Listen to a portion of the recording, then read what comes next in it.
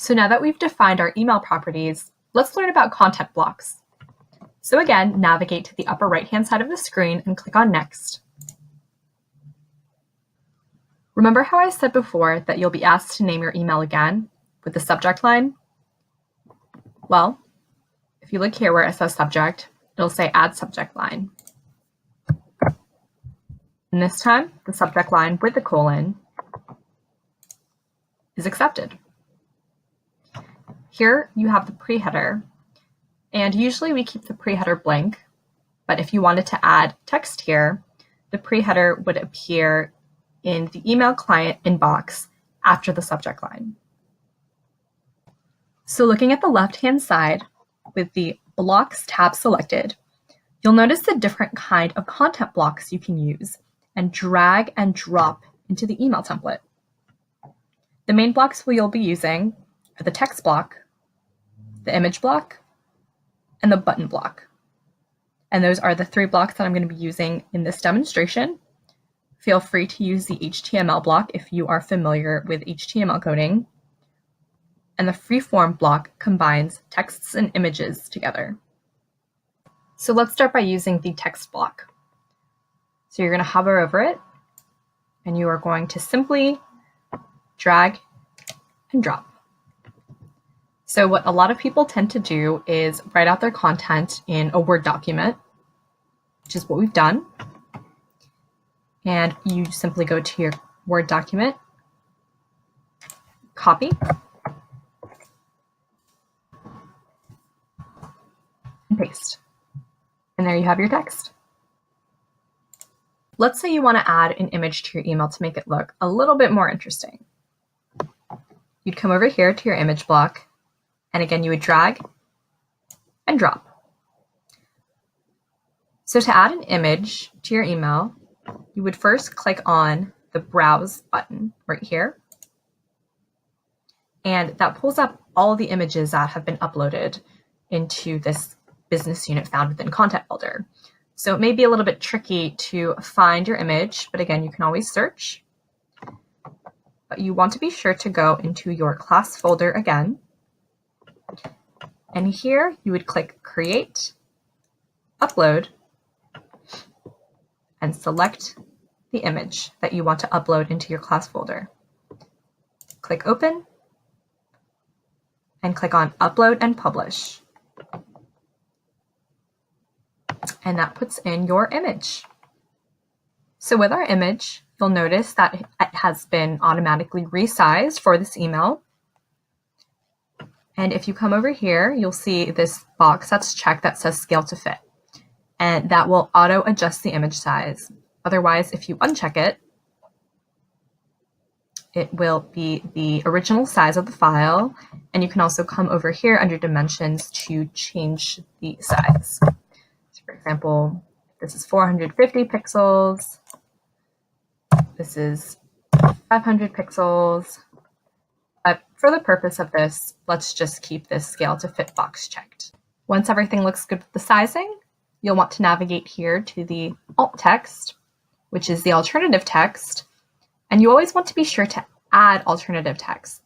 The reason why this is important is because alt text is for the visually impaired and what a screen reader will read out loud to somebody.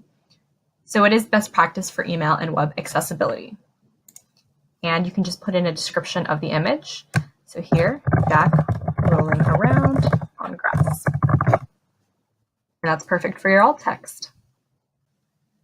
So once you have your alt text, you'll notice you can also add a border to your image. And now that we have 2 content blocks, I want to take this time to point out something pretty neat with Content Builder. So Content Builder emails are mobile responsive, which means that when viewed on mobile, they will adjust to the user's experience.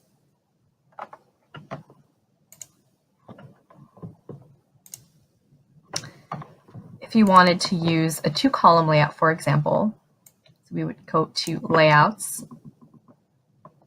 drag, and drop.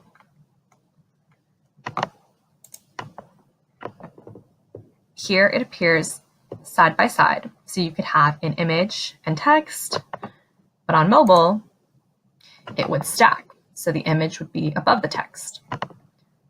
That's just a cool, neat little thing that I wanted to point out, that for those viewing the email on their phone, they will see it in a way that is easy to read. But for now, we don't need this 2-column layout, so I'll show you how to delete content blocks. So if you were to delete any of these blocks, you would just come here to the little circle with a caret, click it, and click on delete.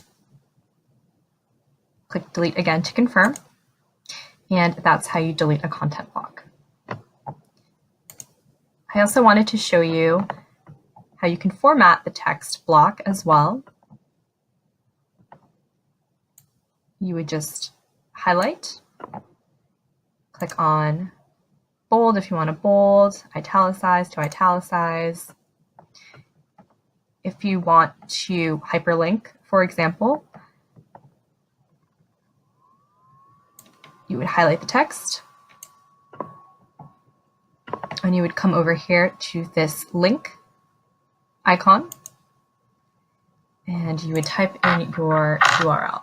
So right now, let's just put google.com, but if you have a URL that you have created for an event, for example, you could hyperlink the text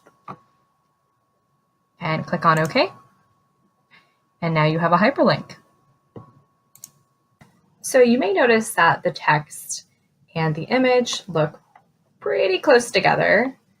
So let's add spacing between the text block and the image block. So you're going to go from the Layouts tab to the Blocks tab. And you'll notice that we already have some padding in this template. But let's click on the text block over here in Block Settings. So our rule of thumb is usually 20 pixels between different content blocks. And we want to add space to the bottom of this text box. So we would just come over here, make sure that the padding section is the one that's highlighted, and you can click it. And right now, if you add the 20 pixels, it'll add it around the entire box.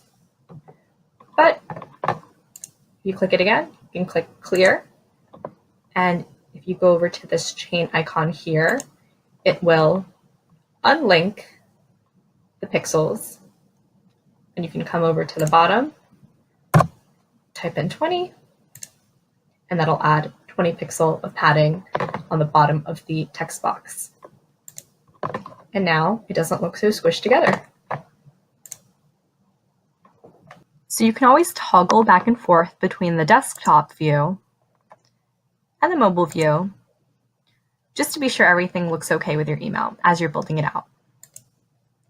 So the final thing that we're going to add to this email is a button to RSVP. So you'd come over to the button block, drag, and drop. And for the button text, you can write RSVP today. And again, we want to be sure that the button and the image have space between it. So since we're working on the button already, we can go to its block settings and come down. Again, click on padding, unlink it, add 20 pixels to the top of it this time. And with buttons, you want to be sure that they link to whatever page that you want them to redirect to. So to do that, you would come over here to the little link section, which is again just under the buttons settings.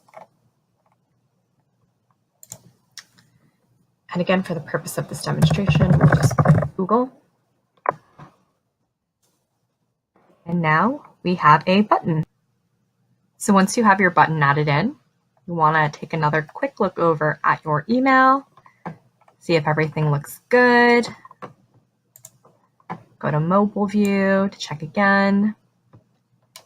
And once everything looks good to go, you're ready to send.